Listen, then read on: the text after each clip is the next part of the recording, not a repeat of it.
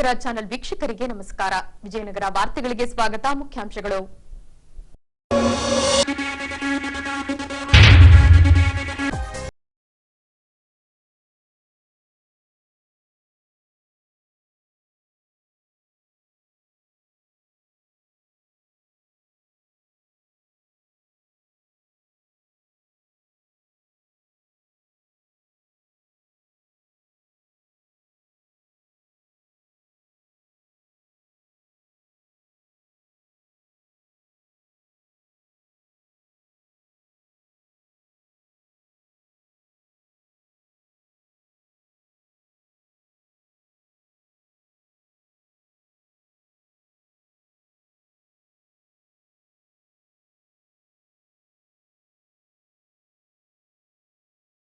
ಸಿಂಗರಿಸಿ ಎಮ್ಮೆಗಳ ಮೆರವಣಿಗೆ ನಡೆಸಿದ ಗೌಳಿಗ ಸಮುದಾಯ.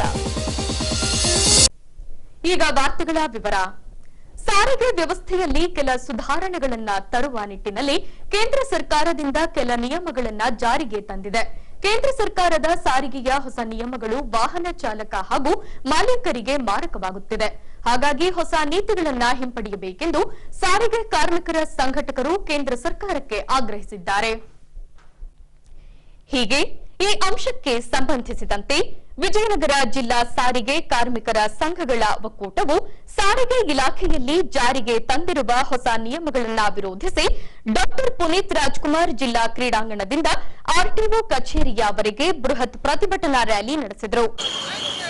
ವಿಜಯನಗರ ಜಿಲ್ಲಾ ಸಾರಿಗೆ ಕಾರ್ಮಿಕರ ಸಂಘಗಳ ಒಕ್ಕೂಟದಿಂದ ಸಾರಿಗೆ ಕಾರ್ಮಿಕರ ಬೃಹತ್ ಪ್ರತಿಭಟನಾ ಮೆರವಣಿಗೆ ನಡೀತಾ ಇದೆ.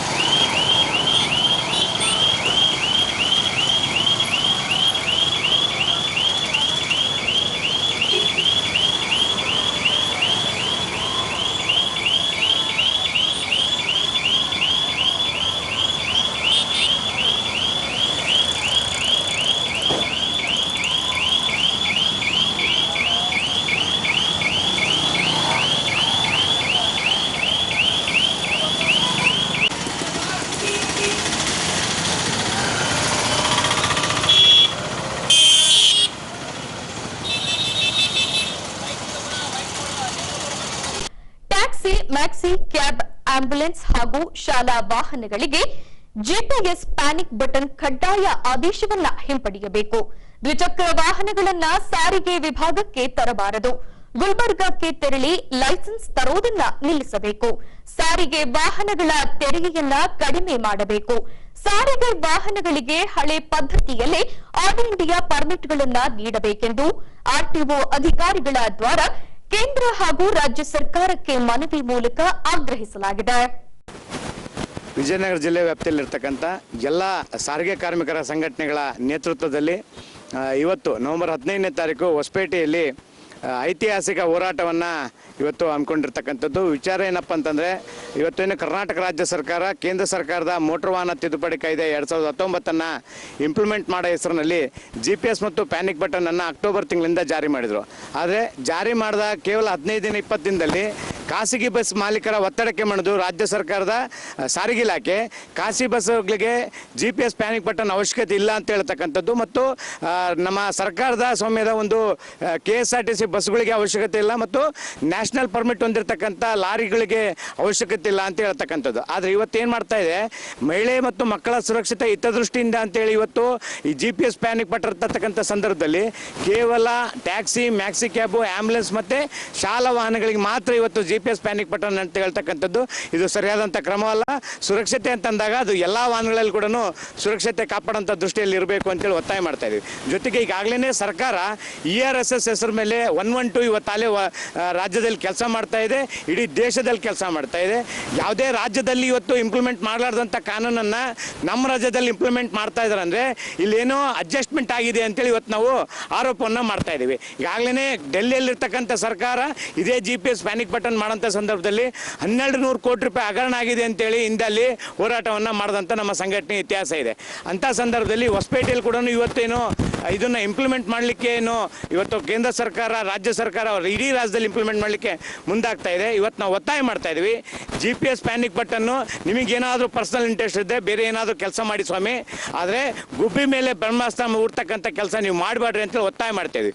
ಅದ್ರ ಜೊತೆಗೆ ಇದೇ ನವೆಂಬರ್ 25ನೇ ತಾರೀಕು ಕೇಂದ್ರ ಸರ್ಕಾರ ಮೋಟರ್ ವಾಹನ ಕಾಯ್ದೆ ಅಡಿಯಲ್ಲಿ ಇವತ್ತು 2 ವೀಲರನ್ನು ವೈಟ್ ಬೋರ್ಡ್ ಇದ್ದದ್ದನ್ನು ಯೆಲ್ಲೋ ಬೋರ್ಡ್ ಸೆಕ್ಟರ್ಗೆ ತೊಗೊಂಡೋಗ್ತೀವಿ ಅಂತೇಳಿ ಇವತ್ತು ಹೊಸ ಕಾನೂನನ್ನು ತರಲಿಕ್ಕೆ ಇವತ್ತು ಮುಂದಾಗ್ತಾ ಇದೆ. ಇಂತಹ ಅವೈಜ್ಞಾನಿಕ ಕಾನೂನು ತರಬಾರ್ದು. ಯಾಕೆಂದರೆ ಇವತ್ತು ನಿರುದ್ಯೋಗ ಸಮಸ್ಯೆಯಿಂದಾಗಿ ಇವತ್ತು ಎಷ್ಟೋ ಜನ ವಿದ್ಯಾವಂತ ಮತ್ತು ಅವಿದ್ಯಾವಂತ ಯುವಕರು ಆಟೋ ಟ್ಯಾಕ್ಸಿ ಓಡಿಸ್ಕೊಂಡು ಸ್ವಂತ ಹಣದಿಂದ ಇವತ್ತು ಸಾಲ ಸೋಲ ಮಾಡ್ಕೊಂಡು ಇವತ್ತು ವಾಹನಗಳನ್ನು ಖರೀದಿ ಮಾಡಿ ಇವತ್ತು ಜೀವನ ನಡೆಸ್ತಾ ಇದ್ದಾರೆ. ಇಂಥ ಚಾಲಕರ ಮೇಲೆ ಹೊಟ್ಟೆ ಮೇಲೆ ಇವತ್ತು ಹೊಡಿತಕ್ಕಂಥ ಕೆಲಸವನ್ನು ಕೇಂದ್ರ ಸರ್ಕಾರ ಮಾಡಬಾರ್ದು ಅಂತ ಹೇಳಲಿಕ್ಕೆ ಬಯಸ್ತಾ ಇದ್ದೀನಿ. ಅದ್ರ ಜೊತೆಗೆ ಶಾಲಾ ವಾಹನಗಳಿಗೆ ಇವತ್ತೇನು ಶಾಲೆಯ ಆಡಳಿತ ಮಂಡಳಿಯಿಂದ ಶಾಲಾ ಮಕ್ಕಳನ್ನು ಸಾಗಾಣಿಕೆ ಮಾಡಿರ್ತಕ್ಕಂಥ ವಾಹನಗಳು ಕಂಪಲ್ಸರಿ ಸರ್ಟಿಫಿಕೇಟ್ ತರಬೇಕು ಅಂತೇಳಿ ಹೊಸ ಕಾನೂನು ಇವತ್ತೇನು ಕೇಂದ್ರ ಸರ್ಕಾರ ತರ್ತಾ ಇದೆ. ಇಂಥ ಅವೈಜ್ಞಾನಿಕ ಕಾನೂನು ತರಬಾರ್ದು ಅಂತೇಳಿ ಇವತ್ತು ಒತ್ತಾಯ ಮಾಡ್ತಾ ಇದ್ದೀವಿ. ಯಾಕಂದರೆ ನಾವೆಲ್ಲ ಕೂಡ ಪ್ಯಾಸೆಂಜರ್ ವೆಹಿಕಲನ್ನು ಓಡಿಸ್ತಕ್ಕಂಥವ್ರು ಏನೋ ಹೊಟ್ಟೆಪಾಡಿಗೆ ಇವತ್ತು ಶಾಲಾ ಮಕ್ಕಳನ್ನು ಟ್ರಾನ್ಸ್ಪೋರ್ಟ್ ಮಾಡ್ತಾ ಇದ್ದೀವಿ. ಇವತ್ತು ಶಾಲಾ ಮಕ್ಕಳನ್ನು ಟ್ರಾನ್ಸ್ಪೋರ್ಟ್ ಮಾಡ್ತಕ್ಕಂಥ ಸಂದರ್ಭದಲ್ಲಿ ನೀವೇನಾದರೂ ಹೊಸ ಕಾನೂನು ತಂದರೆ ಆ ಹೊಸ ಕಾನೂನು ಪ್ರಕಾರ ನಮ್ಮ ಗಾಡಿಗಳು ಕೂಡ ಇವತ್ತೇನು ನಗರದಲ್ಲಿ ಶಾಲಾ ವಾಹನಗಳು ಅಡ್ಡಾಡ್ತವೆ, ಹಂಗೆ ಎಲ್ಲೋ ಬೋರ್ಡು ಪೂರಾ ಎಲ್ಲೋ ಬಾಡಿಯನ್ನು ರೆಡಿ ಮಾಡಬೇಕಾಗುತ್ತೆ ಮತ್ತು ಶಾಲಾ ವಾಹನದ ಕಂಡೀಷನನ್ನು ಬರೀಬೇಕಾಗುತ್ತೆ. ಆ ಸಂದರ್ಭದಲ್ಲಿ ಪ್ಯಾಸೆಂಜರ್ ಓಡಲಿಕ್ಕೆ ನಮ್ಮ ಗಾಡಿ ಲಾಯಕ್ ಇರೋದಿಲ್ಲ. ಸೊ ಆ ಕಾರಣಕ್ಕೆ ಇಂಥ ಅವೈಜ್ಞಾನಿಕ ಕಾನೂನು ತರಬಾರ್ದು. ಯಾವ ಕಾನೂನು ಇವತ್ತು ನಡೀತಾ ಇತ್ತು ಅದೇ ಕಾನೂನನ್ನು ಮುಂದುವರಿಸ್ಕೊಂಡು ಹೋಗಬೇಕು ಅಂತೇಳಿ ಒತ್ತಾಯ ಮಾಡ್ತಾ ಇದ್ವಿ. ಜೊತೆಗೆ ಈಗಾಗಲೇ ರಾಜ್ಯ ಸರ್ಕಾರದ ಸಾರಿಗೆ ಇಲಾಖೆ 4 ರಿಂದ 5 ತಿಂಗಳಾಯಿತು ನಮ್ಮ ಟ್ಯಾಕ್ಸಿ ಮ್ಯಾಕ್ಸಿ ಕ್ಯಾಬ್ ವಾಹನಗಳಿಗೆ ಆಲ್ ಇಂಡಿಯಾ ಪರ್ಮಿಟ್ ಕೊಡ್ತಾ ಇಲ್ಲ. ಇವತ್ತು ಕೇಂದ್ರ ಸರ್ಕಾರದ ಕಾನೂನನ್ನು ತಿದ್ದುಪಡಿ ಹೆಸರಿನಲ್ಲಿ ಒಂದು 4+1 ವೆಹಿಕಲ್ಗೆ ಒಂದು ಆಲ್ ಇಂಡಿಯಾ ಪರ್ಮಿಟ್ ಕೊಡಬೇಕಂದ್ರೆ ಕನಿಷ್ಠ 9,000 ರೂಪಾಯಿ 3 ತಿಂಗಳ ತೆರಿಗೆಯನ್ನು ಕಟ್ಟಬೇಕು ಅಂತ ಹೇಳ್ತಾರೆ. 36,000 ರೂಪಾಯಿ ಇವತ್ತು ಕಟ್ಟಬೇಕು ಅಂತಂದರೆ ನಮ್ಮ ಯಾವ ಟ್ಯಾಕ್ಸಿ ಮಾಲೀಕರಿಗೂ ಚಾಲಕರಿಗೂ ಆಗೋದಿಲ್ಲ.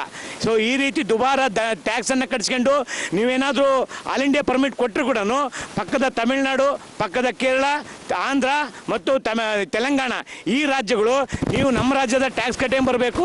ಕೇಂದ್ರ ಸರ್ಕಾರದ GST ಹಣ ಅವರೇ ತಗೊಂಡು ಹೋಗ್ತಾರೆ, ಅವ್ರು ನಮಗೆ ಏನೂ ಕೊಡ್ತಾ ಇಲ್ಲ. ಹಂಗಾಗಿ GST ಹಣ ನಮಗೆ ಬರೋದಿಲ್ಲ, ನೀವು ಮತ್ತೆ ನಮ್ಮ ರಾಜ್ಯಕ್ಕೆ ಟ್ಯಾಕ್ಸ್ ಕಟ್ಟಬೇಕು ಅಂತ ಹೇಳ್ತಾರೆ. ಹಿಂಗೆ 2-3 ಬಾರಿ ಟ್ಯಾಕ್ಸ್ ಕಟ್ಟಲಿಕ್ಕೆ ನಮ್ಮ ಕಡೆಯಿಂದ ಆಗೋದಿಲ್ಲ. ಇವತ್ತೇನು ನಾವು ಹಿಂದಿನ ಪದ್ಧತಿ ಇತ್ತು ಅದೇ ಪದ್ಧತಿಯಲ್ಲಿ ಟ್ಯಾಕ್ಸನ್ನು ಮುಂದುವರಿಸಬೇಕು, ಇನ್ನೂ ಕಡಿಮೆ ಮಾಡಬೇಕು ಅಂತೇಳಿ ಒತ್ತಾಯ ಮಾಡ್ತಾ ಇದ್ದೀವಿ. ಮತ್ತು IRDA ಮುಖಾಂತರ ಖಾಸಗಿ ಕಂಪ್ನಿಗಳು ಹೆಂಗನ ಇನ್ಸೂರೆನ್ಸ್ ರೇಟ್ ಜಾಸ್ತಿ ಮಾಡ್ಕೊಳ್ಳಿ, ನಮಗೆ ಸಂಬಂಧ ಇಲ್ಲ. ಆದರೆ IRDA ಮುಖಾಂತರ ಮೋದಿಯವರು ಅವ್ರ ಅಧ್ಯಕ್ಷರಿರ್ತಾರೆ IRDAಗೆ, ಅವರು ಜವಾಬ್ದಾರಿಯನ್ನು ತಗೊಂಡು ನ್ಯಾಷನಲ್ಲು, ಯುನೈಟೆಡ್ ಮತ್ತು ಇನ್ನು ಬೇರೆ ಬೇರೆ ಸರ್ಕಾರಿ ಸ್ವಾಮ್ಯದ ಇನ್ಸೂರೆನ್ಸ್ ಕಂಪ್ನಿಗಳಿದ್ದಾವೆ, ಆ ಕಂಪ್ನಿ ಹತ್ರ ಮಾತಾಡಬೇಕು. ಇವತ್ತೇನು ವೈಟ್ ಬೋರ್ಡಿಗೆ ಕಡಿಮೆ ಇನ್ಸೂರೆನ್ಸು, ಯೆಲ್ಲೋ ಬೋರ್ಡಿಗೆ ಜಾಸ್ತಿ ಇನ್ಸೂರೆನ್ಸ್ ಅಂತೇನು ನೀತಿಯನ್ನು ಸೃಷ್ಟಿ ಮಾಡಿದ್ರೆ ಇದನ್ನು ಕೈ ಬಿಡಬೇಕು. ಎಲ್ಲ ವಾಹನಗಳಿಗೂ ಸಮಾನಾಂತರ ಇನ್ಸೂರೆನ್ಸ್ ಮಾಡಬೇಕು ಅಂತೇಳಿ ಒತ್ತಾಯ ಮಾಡ್ತೀವಿ. ಇವತ್ತು ಹೋರಾಟವನ್ನು ಮಾಡ್ತಾ ಇದ್ದೀವಿ. ಈ ಹೋರಾಟ ಹೊಸಪೇಟೆ ಮಾತ್ರ ಅಲ್ಲ, ಇಡೀ ರಾಜ್ಯಾದ್ಯಂತ ನಡೀತಾ ಇದೆ. ಎಲ್ಲ MLA MP ಗಳಿಗೆ ಲೆಟರ್ ಕೊಡ್ತಾ ಇದ್ದೀವಿ. ನೀವೇನಾದರೂ ನಮ್ಮ ಹೋರಾಟಕ್ಕೆ ಇವತ್ತು ಒಪ್ಪಲಿಲ್ಲ ಅಂತಂದರೆ ಮುಂದಿನ ದಿನಗಳಲ್ಲಿ ಇಡೀ ರಾಜ್ಯಾದ್ಯಂತ ಸಾರಿಗೆ ಬಂದನ್ನು ಮಾಡ್ತಕ್ಕಂಥ ದಿಟ್ಟ ನಿರ್ಧಾರವನ್ನು ನಮ್ಮ ಆಟೋ ಟ್ಯಾಕ್ಸಿ ಚಾಲಕರು ತಗೊಳ್ಳಕ್ಕೆ ರೆಡಿ ಇದ್ದಾರೆ ಅಂತ ಹೇಳಿಕ್ಕೆ ಬಯಸ್ತಾ ಇದ್ದೀನಿ. ಸ್ಟ್ರೈಕಲ್ಲಿ ನಾವು ಡಿಮ್ಯಾಂಡ್ ಮಾಡಿದ್ದಂಥ ಎಲ್ಲ ಅಂಶಗಳು ಏನೇನು ಅಂತಂತಂದರೆ, ಒಂದು ಇನ್ಸೂರೆನ್ಸ್, ಆಮೇಲೆ ಟ್ಯಾಕ್ಸ್, ಆಮೇಲೆ driving licence renewal, badge renewal ಏನಿದೆ ಗುಲ್ಬರ್ಗಕ್ಕೆ ಕಳಿಸ್ತಿದ್ದಾರೆ. ಇಲ್ಲಿನ ವಿಜಯನಗರ ಜಿಲ್ಲೆಯಿಂದ ನಮ್ಮ ಇಷ್ಟೆಲ್ಲ ಸವಲತ್ತುಗಳನ್ನ ಇಟ್ಕೊಂಡು ನಾವು 5 ದಿವಸ ಗುಲ್ಬರ್ಗ ಜಿಲ್ಲೆಗೆ ಹೋಗಿ ಆ ಸರ್ಟಿಫಿಕೇಟ್ ತರುವಂಥ ಕೆಲಸ ಆಗ್ತಿದೆ. ಆಮೇಲೆ ನಮ್ಮ ಸ್ಕೂಲ್ದು ಕೂಡ ಅಷ್ಟೇ, ಕೆಲವೊಂದು ಸ್ಕೂಲ್ಗಳಿಂದ ಸರ್ಟಿಫಿಕೇಟ್ ತಂದರೆ ಮಾತ್ರ ನಮ್ಮ ಚಾಲಕರಿಗೆ ಸ್ಕೂಲ್ ಹುಡುಗರನ್ನ ಕರ್ಕೊಂಡು ಹೋಗೋ ಒಂದು ಸವಲತ್ತು ಮಾಡಿ ಕೊಡ್ತೀನಿ ಅಂತ ಅದೊಂದು ಹೇಳ್ತಿದ್ದಾರೆ. ಕೆಲವೊಂದು ತಿದ್ದುಪಡಿಗಳು ಏನೋ ನಮ್ಮ ಲೈಸೆನ್ಸಲ್ಲಿ ತಿದ್ದುಪಡಿಗಳೇ L1 L2 L3 L4 ಏನಿದೆ ಅದು ನಮಗೆ ಬೇಡ. ಆಮೇಲೆ ನಮ್ಮ ಆಲ್ ಇಂಡಿಯಾ ಪರ್ಮೆಂಟ್ ಹಳೆ ಪದ್ಧತಿಯಲ್ಲಿ ಏನಿತ್ತು ಅದೇ ಪದ್ಧತಿಯಲ್ಲೇ ಬೇಕು, ಹೊಸ ಪದ್ಧತಿ ನಮಗೆ ಬೇಡ ಅಂತ ಹೇಳಿ ಒಂದು ಡಿಮ್ಯಾಂಡ್ ಮಾಡ್ತಾ ಇದ್ದೀವಿ. ಆಮೇಲೆ ಇನ್ಸೂರೆನ್ಸ್ ವೈಟ್ ಬೋರ್ಡಿಗೆ ಒಂದು ರೇಟ್ ಇದೆ, ಯೆಲ್ಲೋ ಬೋರ್ಡಿಗೆ ಒಂದು ರೇಟ್ ಇದೆ ಥರ್ಡ್ ಪಾರ್ಟಿಯಲ್ಲಿ. ಅದರಲ್ಲೂ ಮನುಷ್ಯರೇ ಹೋಗ್ತಾರೆ, ಇದರಲ್ಲೂ ಮನುಷ್ಯರೇ ಹೋಗ್ತಾರೆ. ಇದರಲ್ಲಿ ತುಂಬ ಜಾಸ್ತಿ ಮಾಡಿಟ್ಟಿದ್ದಾರೆ ಥರ್ಡ್ ಪಾರ್ಟಿ ಯೆಲ್ಲೋ ಬೋರ್ಡಲ್ಲಿ. ಆಮೇಲೆ ವೈಟ್ ಬೋರ್ಡಲ್ಲಿ ಕಡಿಮೆ ಇಲ್ಲ, ಅದನ್ನು ನಮಗೆ ಕಡಿಮೆ ಮಾಡಿ ಕೊಡಬೇಕು ಅಂತ ಹೇಳಿ ಡಿಮ್ಯಾಂಡ್ ಮಾಡ್ತಾ ಇದ್ದೀವಿ. ಹಾಗಾಗಿ ಎಲ್ಲ ನಮ್ಮ ಡಿಮ್ಯಾಂಡ್ಗಳನ್ನು ಆದಷ್ಟು ಬೇಗ ಈ ಕೇಂದ್ರ ಸರ್ಕಾರ ಆಮೇಲೆ ನಮ್ಮ ರಾಜ್ಯ ಸರ್ಕಾರ ಎರಡೂ ಒಟ್ಟುಗೂಡಿ ನಮ್ಮ ಡಿಮ್ಯಾಂಡ್ಗಳನ್ನ ಕಡಿಮೆ ಮಾಡಿಕೊಡ್ಬೇಕು, ನಮ್ಮ ಡಿಮ್ಯಾಂಡ್ಗಳನ್ನ ಯಶಸ್ವಿ ಮಾಡಿಕೊಡ್ಬೇಕಂತ ಹೇಳಿ ತಮ್ಮಲ್ಲಿ ಕೇಳ್ಕೊಳ್ತಾ ಇದ್ದೀನಿ. ವಿಜಯನಗರ ಜಿಲ್ಲೆ ಹೊಸಪೇಟೆ ತಾಲೂಕು ಹಾಗೂ ಎಲ್ಲ ಗ್ರಾಮಗಳಿಂದ ಸೇರ್ತಕ್ಕಂಥ ಎಲ್ಲ ಚಾಲಕರು ಹಾಗೆ ಜಂಟಿ ನಮ್ಮ ಸಂಘಗಳ ಮುಖಾಂತರ ಈ ಒಂದು ವಿಜಯನಗರ ಜಿಲ್ಲೆ ಒಂದು ಹೋರಾಟನ ಮಾಡ್ತಾ ಇದ್ದೀವಿ. ಎಲ್ಲ ಸಂಘಗಳು ಸೇರ್ಕೊಂಡೇ ಈ ಮಾಡ್ತಿರ್ತಕ್ಕಂಥ ಒಂದು ಹೋರಾಟ. ಕರ್ನಾಟಕ ರಾಜ್ಯ ಸರ್ಕಾರಿ ನೌಕರರ ಸಂಘದ ವಿಜಯನಗರ ಜಿಲ್ಲಾ ಶಾಖೆಗೆ ನಿರ್ದೇಶಕರ ಸ್ಥಾನಗಳಿಗೆ ದಿನಾಂಕ 16ರಂದು ಚುನಾವಣಾ ಪ್ರಕ್ರಿಯೆ ನಡೆಸಲಾಗಿದೆ.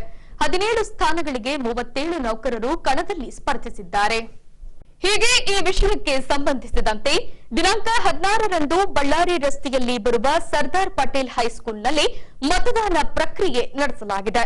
ಇದರಲ್ಲಿ 17 ಇಲಾಖೆಯ ಸ್ಥಾನಗಳಿಗೆ 37 ನೌಕರರು ಸ್ಪರ್ಧಿಸಿದ್ದಾರೆ. ಉಳಿದ 41 ಇಲಾಖೆಗಳಿಂದ ಅವಿರೋಧವಾಗಿ ಆಯ್ಕೆ ಮಾಡಲಾಗಿದೆ. ಸುಗಮವಾಗಿ ಮತದಾನ ನಡೆಸಲು 5 ಮತಗಟ್ಟೆಗಳನ್ನ ತೆರೆದು 30 ಸಿಬ್ಬಂದಿಗಳನ್ನ ನೇಮಿಸಲಾಗಿದೆ ಎಂದು ಚುನಾವಣಾ ಅಧಿಕಾರಿಗಳು ಈ ವೇಳೆ ತಿಳಿಸಿದ್ದಾರೆ. ನಮಸ್ಕಾರ. ಕರ್ನಾಟಕ ರಾಜ್ಯ ಸರ್ಕಾರಿ ನೌಕರರ ಸಂಘ ರಿಜಿಸ್ಟರ್ಡ್ ಬೆಂಗಳೂರು ಇದರ ವಿಜಯನಗರ ಜಿಲ್ಲಾ ಸಮಿತಿ ಜಿಲ್ಲಾ ಶಾಖೆಯ ಕಾರ್ಯಕಾರಿ ಸಮಿತಿಯ ನಿರ್ದೇಶಕರ ಸ್ಥಾನಗಳಿಗೆ ಈ ದಿನ ಚುನಾವಣೆ ನಡೀತಾ ಇದೆ. ಒಟ್ಟು ಇದರಲ್ಲಿ 41 ಇಲಾಖೆಗಳಿಂದ ಅವಿರೋಧ ಆಯ್ಕೆಯಾಗಿದೆ. ಇನ್ನು 7 ಇಲಾಖೆಗಳಿಂದ 17 ಸ್ಥಾನಗಳಿಗೆ ಈ ದಿನ ಮತದಾನ ನಡೀತಾ ಇದೆ.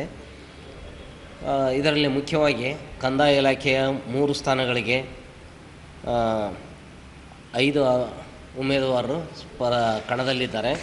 ಹಾಗೆಯೇ ಹಿಂದುಳಿದ ವರ್ಗಗಳ ಮತ್ತು ಅಲ್ಪಸಂಖ್ಯಾತರ ಅಭಿವೃದ್ಧಿ ಇಲಾಖೆಯ 1 ಸ್ಥಾನಕ್ಕೆ 3 ಕಣದಲ್ಲಿದ್ದಾರೆ. ಹಾಗೆಯೇ ಆರೋಗ್ಯ ಇಲಾಖೆಯ 4 ಸ್ಥಾನಗಳಿಗೆ 6 ಜನ ಸಿಬ್ಬಂದಿಗಳು ಉಮೇದುವಾರರು ಕಣದಲ್ಲಿದ್ದಾರೆ. ಹಾಗೆ ವೈದ್ಯಕೀಯ ಶಿಕ್ಷಣ ಇಲಾಖೆ ಮತ್ತು 100 ಬೆಡ್ ಹಾಸ್ಪಿಟಲ್ ಅಂತ ಏನು ಕರಿತೀವಿ, ಸಾರ್ವಜನಿಕ ಆಸ್ಪತ್ರೆ, ಅಲ್ಲಿ 1 ಸ್ಥಾನಕ್ಕೆ 2 ಸ್ಪರ್ಧೆಯಲ್ಲಿ ಉಳಿದಿದ್ದಾರೆ. ಪ್ರಾಥಮಿಕ ಶಾಲಾ ಶಿಕ್ಷಕರ ಕ್ಷೇತ್ರಕ್ಕೆ 5 ಸ್ಥಾನಗಳಿದ್ದಾವೆ, ಅದಕ್ಕೆ 14 ಜನ ಸ್ಪರ್ಧೆ ಮಾಡಿದ್ದಾರೆ. ಸರ್ಕಾರಿ ಪ್ರೌಢಶಾಲಾ ಶಿಕ್ಷಕರ 2 ಸ್ಥಾನಗಳಿಗೆ 5 ಅಭ್ಯರ್ಥಿಗಳು ಸ್ಪರ್ಧೆ ಮಾಡಿದ್ದಾರೆ. ಹಾಗೆಯೇ ರಾಜ್ಯ ಲೆಕ್ಕ ಪರಿಶೋಧನಾ ಮತ್ತು ಲೆಕ್ಕಪತ್ರ ಇಲಾಖೆ ಇದಕ್ಕೆ 1 ಸ್ಥಾನಕ್ಕೆ 2 ಉಮೇದುವಾರರು ಸ್ಪರ್ಧೆ ಮಾಡಿದ್ದಾರೆ. ಹೀಗೆ 17 ಸ್ಥಾನಗಳಿಗೆ 37 ಅಭ್ಯರ್ಥಿಗಳು ಕಣದಲ್ಲಿದ್ದಾರೆ. ಬೆಳಗ್ಗೆ 9 ಗಂಟೆಯಿಂದ ಸಾಯಂಕಾಲ 4 ಗಂಟೆವರೆಗೆ ಚುನಾವಣೆ. ತದನಂತರ ಸಾಯಂಕಾಲ 4:30ರಿಂದ ಮತ ಎಣಿಕೆ ಮತ್ತು ಫಲಿತಾಂಶ ಘೋಷಣೆ ಇದೆ. ಈ ಸುಗಮ ಮತದಾನಕ್ಕಾಗಿ 5 ಮತಗಟ್ಟೆಗಳನ್ನು ಮಾಡಿದ್ವಿ. ಅದಕ್ಕೆ ಸುಮಾರು 30 ಜನ ಸಿಬ್ಬಂದಿಗಳು ನಿಯೋಜನೆ ಮಾಡಿದ್ದೀವಿ. ಬೆಳಗ್ಗೆ 9 ಗಂಟೆಯಿಂದ ಈಗಾಗಲೇ ಮತದಾನ ಶಾಂತಿಯುತವಾಗಿ ಪ್ರಾರಂಭವಾಗಿದೆ, ನಡೀತಾ ಇದೆ. ಧನ್ಯವಾದಗಳು. ಕತ್ತೆ ಹಾಲಿನ ವ್ಯಾಪಾರದಲ್ಲಿ ತೊಡಗಿದ್ದ ಜೆನ್ನಿ ಮಿಲ್ಕ್ ಕಂಪನಿಯು ರೈತರಿಗೆ 13 ಕೋಟಿಗೂ ಅಧಿಕ ಮೊತ್ತದ ವಂಚನೆ ಮಾಡಿದ ಆಂಧ್ರ ಮೂಲದವರು ಪರಾರಿಯಾಗಿದ್ದರು. ಹೀಗೆ ಪ್ರಕರಣ ದಾಖಲಿಸಿಕೊಂಡ ಹೊಸಪೇಟೆ ಪೊಲೀಸ್ ಇಲಾಖೆಯ ವಿಶೇಷ ತಂಡವು 5 ಜನ ಆರೋಪಿಗಳನ್ನ ಬಂಧಿಸಿ ಸಿಐಡಿ ಕಸ್ಟಡಿಗೆ ಒಪ್ಪಿಸಿದ್ದಾರೆ. ಹೌದು, ರೈತರಿಗೆ ಕತ್ತೆಗಳನ್ನ ನೀಡಿ ರೈತರಿಂದ ಕತ್ತೆ ಹಾಲು ಖರೀದಿಸುತ್ತಿದ್ದ ಜೆನ್ನಿ ಮಿಲ್ಕ್ ಕಂಪನಿಯು ಹೊಸಪೇಟೆ ನಗರದ ಹಂಪಿ ರಸ್ತೆಯಲ್ಲಿ ತನ್ನ ಕಚೇರಿಯನ್ನ ತೆರೆದು ವ್ಯವಹಾರ ನಡೆಸುತ್ತಿತ್ತು. ಮಾರಾಟ ಪರವಾನಗಿ ಇಲ್ಲದ ಕಾರಣದಿಂದಾಗಿ ಹೊಸಪೇಟೆ ನಗರಸಭೆಯಿಂದ ಜೆನ್ನಿ ಮಿಲ್ಕ್ ಕಂಪನಿಯ ಮಳಿಗೆಗೆ ಬೀಗ ಜಡಿಯಲಾಗಿತ್ತು. ಈ ವಿಷಯವನ್ನ ಮನಗಂಡ ಜೆನ್ನಿ ಮಿಲ್ಕ್ ಕಂಪನಿಯ ಎಂಡಿ ಹಾಗೂ ಇತರರು ಪರಾರಿಯಾಗಿದ್ದರು. ಜಿಲ್ಲಾ ಎಸ್ಪಿ ರವರ ಮಾರ್ಗದರ್ಶನದಲ್ಲಿ ವಿಶೇಷ ತಂಡವೊಂದನ್ನ ರಚಿಸಿ 5 ಜನ ಆರೋಪಿಗಳನ್ನ ಬಂಧಿಸಿ ನ್ಯಾಯಾಂಗ ಬಂಧನಕ್ಕೆ ಒಪ್ಪಿಸಲಾಗಿತ್ತು. 318 ಜನರಿಗೆ ಬರೋಬ್ಬರಿ 13 ಕೋಟಿಗೂ ಹೆಚ್ಚಿನ ಹಣವನ್ನ ವಂಚನೆ ಮಾಡಿದ ಹಿನ್ನೆಲೆಯಲ್ಲಿ ಈ ಪ್ರಕರಣವನ್ನ ಹೆಚ್ಚಿನ ತನಿಖೆಗಾಗಿ ಸಿಐಡಿ ಕಸ್ಟಡಿಗೆ ಒಪ್ಪಿಸಲಾಗಿದೆ. ಕಳೆದ 4 ದಿನಗಳಿಂದ ನಗರದಲ್ಲಿ ಬೀಡು ಬಿಟ್ಟಿರುವ ಸಿಐಡಿ ಅಧಿಕಾರಿಗಳ ತಂಡವು 5 ಜನ ಆರೋಪಿಗಳ ವಿಚಾರಣೆ ನಡೆಸುವಲ್ಲಿ ನಿರತರಾಗಿದ್ದಾರೆ.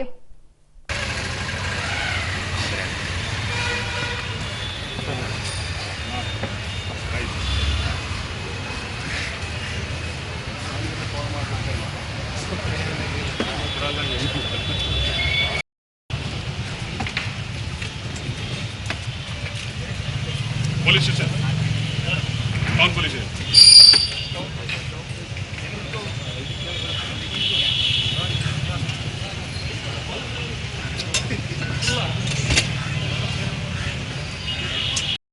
ಅಲ್ಲಿ ಕೊಡ್ತಾರೆ ಹೇಳಿ ನೀವು ಸೀದಾ ಪೊಲೀಸಿಗೆ ಹೋಗ್ಬಿಡ್ರಿ.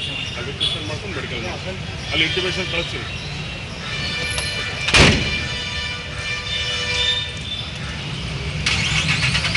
ಸ್ಟೇಷನ್ ಮಾಸ್ಕ್ ಅಲ್ಲಿ ಡಿಕ್ಕಿ ನಮ್ಮ ಗಾಡಿ ತೊಗೊಂಡು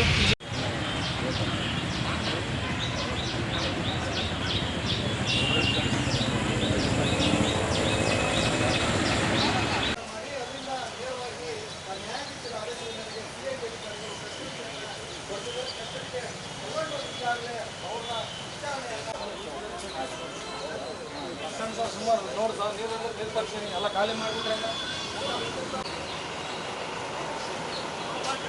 ಬರಲಿ ಸರ್, ಬರಲಿ ಸರ್. ಇನ್ನೂ ಒಂದು ದಿನ ಐತೆ.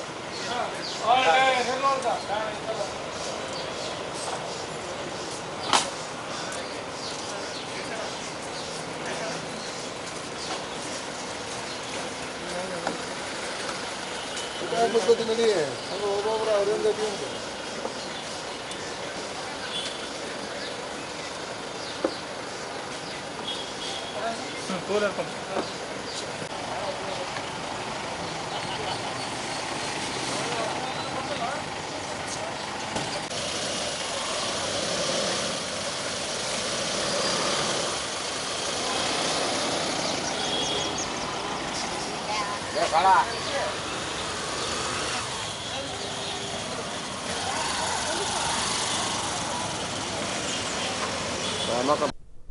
ಹೈನುಗಾರಿಕೆಯನ್ನೇ ನಂಬಿಕೊಂಡು ಜೀವನ ಸಾಗಿಸುತ್ತಿರುವ ಹೊಸಪೇಟೆ ಗೌಳಿಗರ ಸಮುದಾಯವು ತಮಗೆ ಹೈನು ನೀಡುವ ಜಾನುವಾರುಗಳೆಂದರೆ ಎಲ್ಲಿಲ್ಲದ ಪ್ರೀತಿ. ಹಾಗಾಗಿ ಗೌರಿ ಹುಣ್ಣಿಮೆ ಪ್ರಯುಕ್ತ ಎಮ್ಮೆಗಳನ್ನ ಸಿಂಗರಿಸಿ ನಗರದ ಪ್ರಮುಖ ರಸ್ತೆಗಳಲ್ಲಿ ಮೆರವಣಿಗೆ ನಡೆಸಲಾಗಿದೆ. ಹೀಗೆ ಹೊಸಪೇಟೆ ಗೌಳಿಗರ ಸಮುದಾಯದಿಂದ ದಿನಾಂಕ 15ರಂದು ಸಂಜೆ ನಗರದ ಹಳೆ ಮೇದಾರ ರಸ್ತೆಯಲ್ಲಿ ಬರುವ ಈಶ್ವರ ದೇವಸ್ಥಾನದಿಂದ ಗೌರಿ ಹುಣ್ಣಿಮೆ ನಿಮಿತ್ತ ಎಮ್ಮೆಗಳ ಮೆರವಣಿಗೆ ಕೈಗೊಳ್ಳಲಾಗಿತ್ತು. ಈ ಭಾಗವಾಗಿ ಎಮ್ಮೆಗಳಿಗೆ ಬಣ್ಣವನ್ನ ಲೇಪಿಸಿ ಹೂವಿನ ಸರಮಾಲೆಗಳಿಂದ ಸಿಂಗರಿಸಿ ತಾಷಾರಾಂಡೋಲ ವಾದ್ಯದೊಂದಿಗೆ ಮುಖ್ಯ ಬೀದಿಯಲ್ಲಿ ಮೆರವಣಿಗೆ ನಡೆಸಿದ್ರು.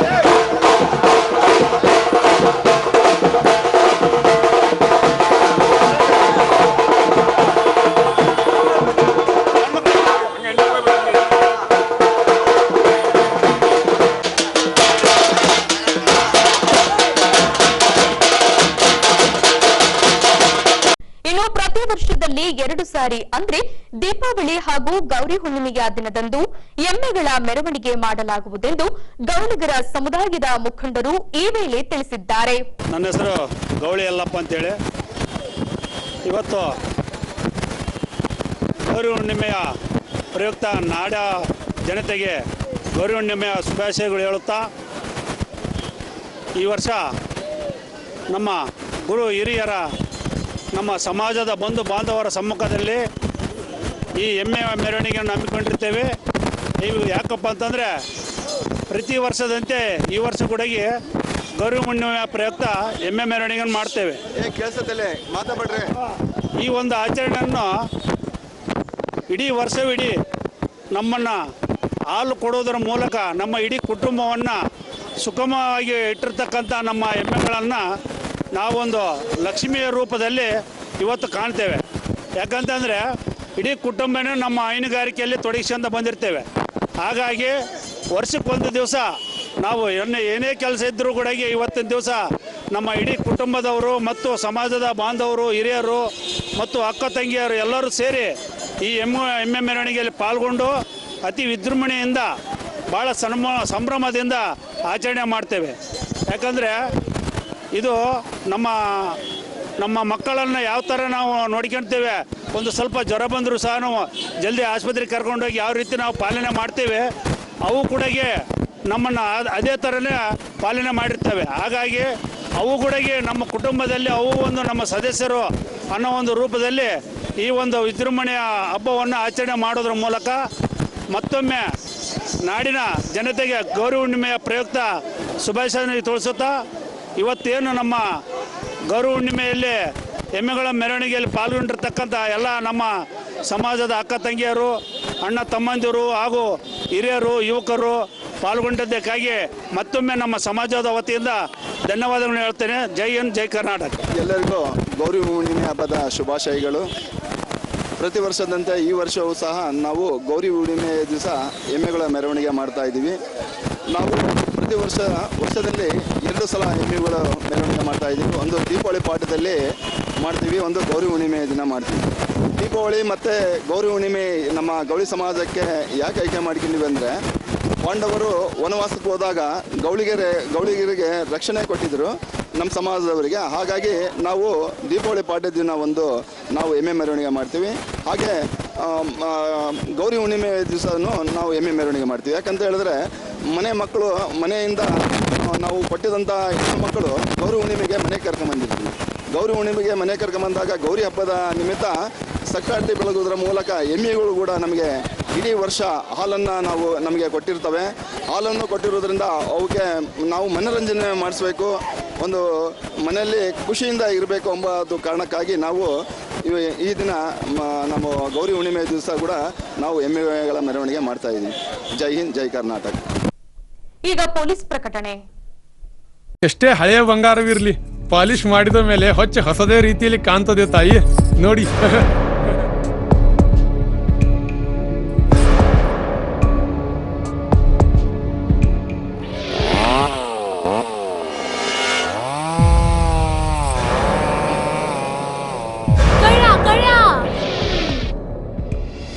ತಾಯಿ, ನಿಮ್ ಮೈ ಮೇಲೆ ಅದು ಹೊಲಸು ಬಿದ್ದಿದೆ.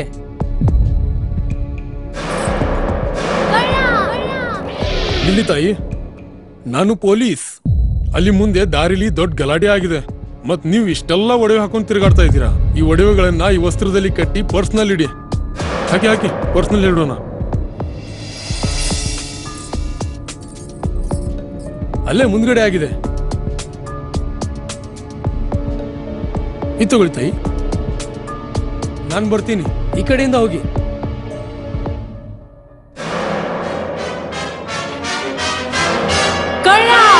ಇಂತಹ ಮೋಸದ ಸಂಗತಿ ನಿಮಗೂ ನಡೆಯಬಹುದು. ತಮ್ಮ ಬೆಲೆ ಬಾಳುವ ಒಡವೆ ಆಭರಣ ವಸ್ತುಗಳನ್ನು ಎಚ್ಚರಿಕೆಯಿಂದ ಕಾಪಾಡಿ. ಯಾವುದೇ ಮಾತುಗಳಿಗೆ ಮರುಳಾಗಬೇಡಿ. ಸಂಶಯಾಸ್ಪದ ರೀತಿಯಲ್ಲಿ ಯಾರಾದರೂ ಕಂಡು ಬಂದರೆ ಸಮೀಪದ ಪೊಲೀಸ್ ಠಾಣೆಯನ್ನು ಸಂಪರ್ಕಿಸಿ. ಈಗ ಕೊನೆಯಲ್ಲಿ ಮತ್ತೊಮ್ಮೆ ವಾರ್ತೆಗಳ ಮುಖ್ಯಾಂಶಗಳು.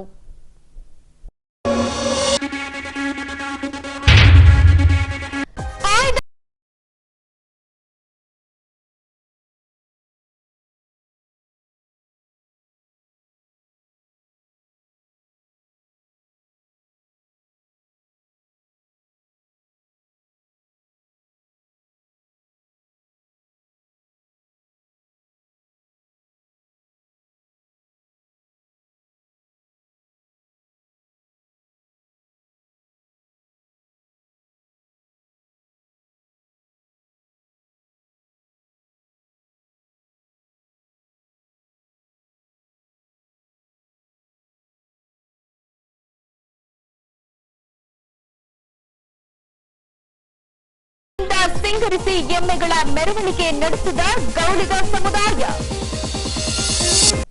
ಇಲ್ಲಿಗೆ ವಾರ್ತಾ ಪ್ರಸಾರ ಮುಕ್ತಾಯವಾಯಿತು. ದೈನಂದಿನ ಆಗುಹೋಗುಗಳ ಮಾಹಿತಿಗಾಗಿ ವೀಕ್ಷಿಸಿ ವಿಜಯನಗರ ಸುದ್ದಿವಾಹಿನಿ. ನಾನು ತೇಜಸ್ವಿನಿ ಪಿ ಪಾಟೀಲ್. ನಮಸ್ಕಾರ.